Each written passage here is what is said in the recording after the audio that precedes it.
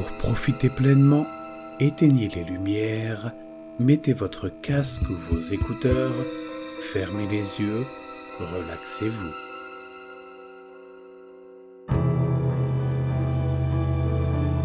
Cette année, c'est Krampus qui vient pour Noël.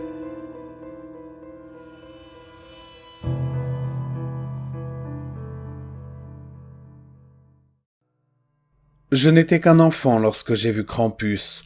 Ma famille venait d'immigrer dans ce pays. Nous avions laissé toutes nos possessions terrestres derrière nous, mais les souvenirs et les histoires de notre patrie nous avaient suivis tout au long de notre voyage. Une fois arrivés, nous nous sommes immédiatement installés dans le même ghetto que tant d'autres habitants de notre village d'Europe de l'Est. Une rangée décrépite de taudis de 4 étages le long d'une ruelle qui longeait les égouts de la ville. Notre père, pendant les quelques heures où il rentrait de l'usine, disait que nous étions mieux ici.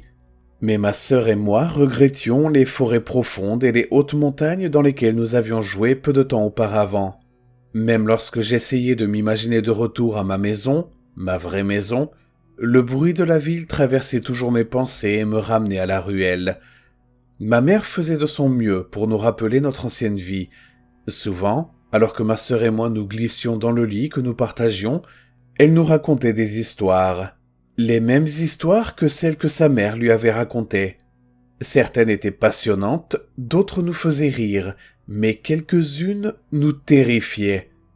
L'histoire la plus terrible parlait d'un être maléfique qui attendait le plus profond de l'hiver pour kidnapper les enfants méchants. Nous sursautions lorsqu'elle nous racontait comment elle tourmentait des enfants comme nous. Et parfois nous faisions même semblant de nous endormir dans l'espoir désespéré qu'elle s'arrête. Mais elle finissait toujours l'histoire. Notre père lui disait souvent de ne pas nous remplir la tête avec des choses aussi horribles, que certains contes de notre patrie devaient rester là-bas. Mais notre mère secouait la tête et insistait silencieusement sur le fait qu'il était dangereux d'oublier d'où nous venions. Notre vie s'est poursuivie ainsi pendant plusieurs mois. J'avais cru que je finirais par considérer notre ruelle oubliée comme ma maison, mais le sentiment d'étrangeté persistait. En fait, j'avais l'impression que presque rien n'avait changé depuis notre arrivée. Nos vies ne s'étaient ni améliorées ni détériorées, et je me sentais toujours comme un étranger indésirable même dans mon propre quartier. La seule chose qui avait changé était notre comportement. Ma sœur et moi avions récemment commencé à nous attirer des ennuis plus souvent. Nous n'avons jamais voulu blesser qui que ce soit. C'est juste que nous n'avions pas grand-chose et que nous devions parfois voler si nous voulions manger ce jour-là. En général, c'était ma sœur qui avait l'idée de nos méfaits et je la suivais. Je suppose que l'on s'inspire toujours de son aîné. Je n'ai jamais cru que nos petits délits auraient un jour des conséquences graves, mais avec le recul, je me rends compte que nous marchions à l'aveuglette sur un chemin obscur. Je me souviens même du moment où les choses ont pris une tournure inquiétante. Depuis la Toussaint, notre mère nous demandait d'être de bons enfants. Elle nous suppliait d'arrêter notre mauvais comportement. Je me souviens qu'elle pleurait beaucoup. Au début du mois de décembre, ma sœur a été surprise en train de voler un fruit, et j'ai cru que le cœur de ma mère allait se briser. Elle s'est mise à trembler et a sorti son chapelet de sa poche. Pendant le reste de la nuit, elle a serré le chapelet contre elle et a répété désespérément ses prières. Lorsque je lui ai finalement demandé ce qui n'allait pas, elle s'est arrêtée juste assez longtemps pour jeter un coup d'œil à la fenêtre et a dit, terrifiée, « Il sait, il est peut-être trop tard. » Je ne savais pas ce qu'elle voulait dire, mais j'avais peur. Ma sœur ne semblait pas s'en préoccuper. Les jours passèrent et la température baissa. C'était la veille de Noël et la neige avait commencé à tomber. Le chauffage s'était déjà éteint plusieurs fois et les lumières vacillantes menaçaient de s'éteindre aussi. Comme nous devions assister à la messe du lever du soleil le lendemain matin, mon père nous a dit à ma sœur et à moi d'aller prendre un bain. Soudain, ma mère s'est mise à crier pour que nous ne soyons pas seuls. J'ai entendu mon père s'approcher rapidement d'elle et essayer de la réconforter de sa voix grave et douce. Elle se calma un peu, mais continua à insister pour que nous ne soyons pas seuls. Mon père nous a dit de prendre rapidement notre bain et de les rejoindre.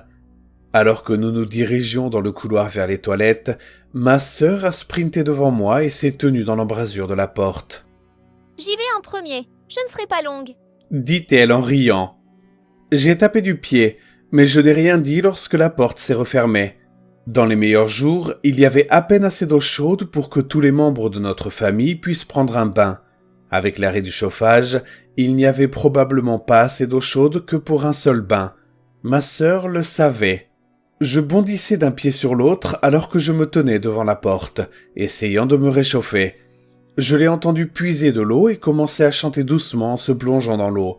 Au bout de quelques minutes, le chant s'est arrêté, et j'ai commencé à craindre qu'elle se soit endormie dans la baignoire. C'est alors que j'ai entendu un bruit, un claquement sec, comme si quelqu'un portait des chaussures en bois.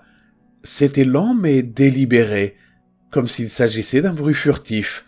J'ai frappé à la porte et le claquement s'est arrêté. Il n'y a pas eu de réponse. J'ai supposé que ma sœur m'ignorait ou qu'elle essayait peut-être de m'irriter, comme elle le faisait souvent. Puis le bruit a recommencé. Cette fois-ci, il était encore plus lent. J'ai collé mon oreille à la porte et j'ai retenu mon souffle. Le cliquetis avait cessé, mais je pouvais maintenant entendre un léger tintement, comme le carillon d'une centaine de cloches jouant au loin. J'ai écouté jusqu'à ce que j'entende les battements de mon propre cœur, puis j'ai entendu un léger clapotis. Elle ne s'était pas endormie. Elle jouait un jeu, attendant de voir combien de temps je resterais dans le couloir froid pendant qu'elle transformerait ses doigts et ses orteils en pruneaux chauds. J'ai frappé à nouveau, plus fort cette fois. Toujours pas de réponse. J'étais assez frustré et j'avais froid à ce moment-là. À ce moment-là, l'électricité s'est éteinte dans notre immeuble. Le couloir derrière moi a été plongé dans l'obscurité totale et j'ai entendu ma mère pousser un cri d'effroi. J'ai cligné des yeux plusieurs fois. Le petit radiateur situé dans le coin des toilettes jetait une étrange lueur orangée dans la pièce.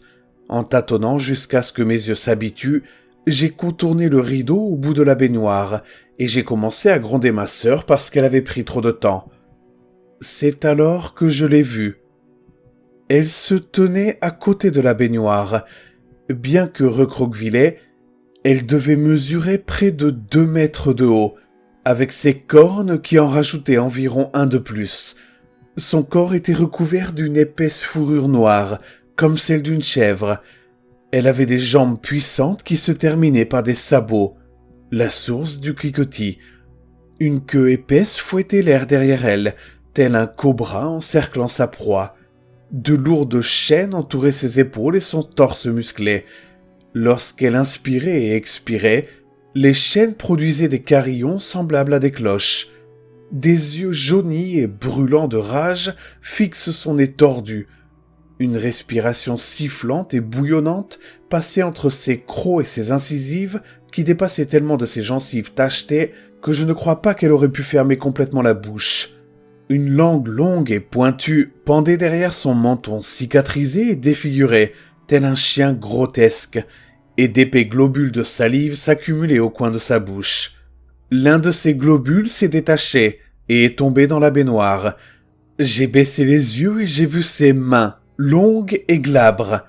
Chaque doigt se terminait par un ongle pointu et était enveloppé de la même sorte de peau corpulente que la tête chauve d'un vautour, le résultat d'une trop grande exposition à la chair en décomposition. Puis j'ai remarqué les fines mèches de cheveux qui flottaient entre ses doigts. Les cheveux de ma sœur. La créature lui tenait la tête sous l'eau. J'ai crié. Ce n'est qu'à ce moment-là qu'elle m'a regardé. Elle n'était pas alarmée, mais semblait plutôt amusée, comme si je lui posais une énigme dont elle connaissait déjà la réponse. Me regardant droit dans les yeux, elle se dressa de toute sa hauteur, ses cornes frôlant désormais le plafond. Elle souleva ma sœur hors de l'eau. Mes cris sont restés coincés dans ma gorge et j'ai commencé à m'étouffer. La créature la tenait d'une seule main, chacun de ses 5 ongles acérés ayant transpercé entièrement son corps. Étrangement, la seule pensée cohérente qui me traversa l'esprit à ce moment-là fut l'espoir que ma sœur s'était déjà noyée et ne ressentait pas la douleur. La bête fit un pas vers moi et poussa un rire sec et strident qui ressemblait à celui d'un animal que l'on étrangle. Elle a tenu ma sœur, comme si elle m'offrait cruellement son corps. Mes parents accouraient pour voir ce qui se passait. La bête a rapidement enroulé ses lourdes chaînes autour du corps sans vie de ma sœur et l'a attaché à son dos. Puis, avec une agilité surprenante, elle ouvrit la fenêtre et sauta sur les 3 rebords. Elle est restée un moment en équilibre, puis s'est retournée pour me regarder une dernière fois. Nos yeux se sont croisés et à ce moment-là, elle a gravé toute l'horreur de sa personne dans mon âme. Puis elle a sauté du rebord et a disparu. Mes parents étaient déjà dans la salle de bain avant que je ne réalise que la bête avait disparu. Ils m'ont serré contre eux et ont commencé à me demander ce qui se passait. Je n'ai pas pu parler. J'ai seulement pointé du doigt la baignoire, puis la fenêtre. Ma mère a été la première à remarquer les vêtements de ma sœur posés à côté de la baignoire et a immédiatement couru vers la fenêtre ouverte. Je l'ai entendu hurler des jurons dans notre ancienne langue en direction de l'obscurité. Puis elle s'est effondrée et mon père s'est précipité vers elle, suppliant quelqu'un de lui dire ce qui se passait. Ma mère était sur le point de s'évanouir et n'a pu que montrer la trace de sabots dans la neige sur le rebord de la fenêtre et prononcer un seul mot. Krampus. Je ne me souviens pas de grand-chose après ça. 4 jours plus tard, le corps de ma sœur a été retrouvé près d'une grille d'égout. Il n'y a pas eu d'enquête, pas d'arrestation. Dans cette société, elle n'était qu'une enfant immigrée morte de plus, pas plus différente à leurs yeux qu'un rat d'égout noyé. Cela n'avait pas beaucoup d'importance. Aucune chasse à l'homme ne permettrait de retrouver cette créature qui n'était pas un homme. Je suis vieux maintenant. Au fil des ans, j'ai vu tous mes amis de ce ghetto infernal mourir, certains dans d'horribles accidents. Mais j'ai toujours trouvé une certaine paix dans chacun de leurs décès. Je sais que la mort est inévitable, mais il y a un fait qui m'empêche de trouver la paix avec la mort de ma sœur. Lorsque l'officier de police est venu rendre visite à ma famille, il a expliqué que ma sœur n'était morte qu'1 heure avant qu'il ne trouve son corps.